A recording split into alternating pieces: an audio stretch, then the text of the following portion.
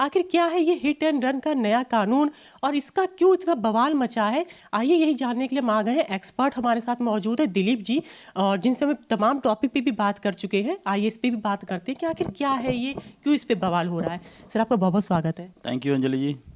Sir, हमारा आपसे सवाल यही है कि ये कानून क्या है, क्यों इतना चर्चित है?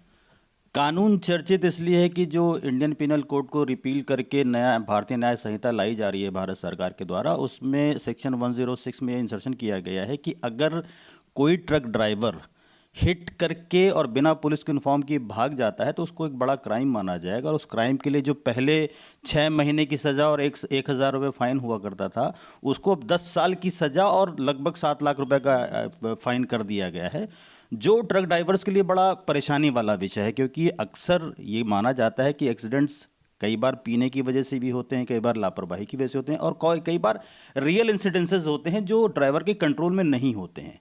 तो हर क्राइम को एक ही नज़र से देखना, इसी बात को लेकर के एजिटेशन है ड्राइवर्स के अंदर, और इसको कॉग्निजेबल ऑफेंस कर दिया गया है, नॉन बेलेबल कर दिया गया। कॉग्निजेबल का मतलब है कि पुलिस ऑन स्पॉट उनको अरेस्ट कर सकती है बिना किसी वारंट के।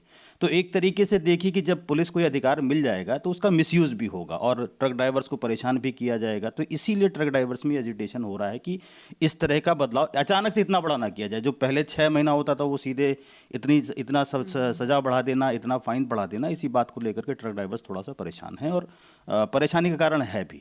जी सर, क्योंकि अभी हमने बस जो ड्राइवर और कंडक्टर से हमने उनसे बात की, तो उनका कहना था कि ऐसे तो नौकरी हमें छोड़ना पड़ेगा, क्योंकि कौन अपनी जान पे रिस्क लेकर के ऐसे करेगा।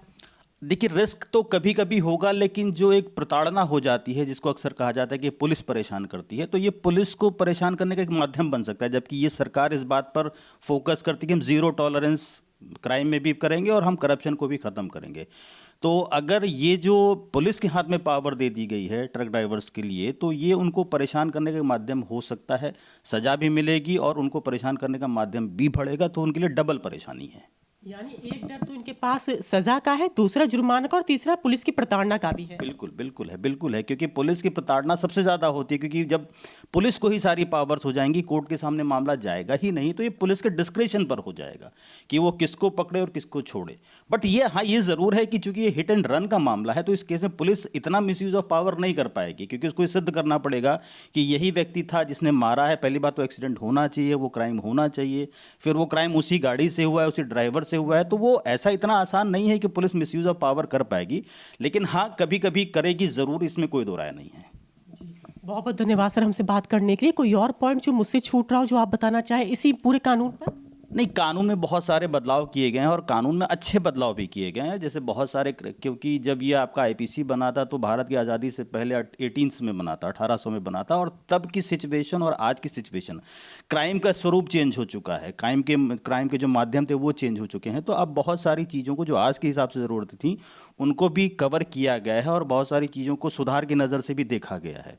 तो अच्छा है, मतलब भारतीय न्याय संहिता जो बनाई जा रही है, ऑलमोस्ट 90% चीज़ें वही हैं जो आईपीसी में थी। जो 10% बदलाव हैं, वो बदलाव आज के समय की मांग हैं और होने चाहिए थे।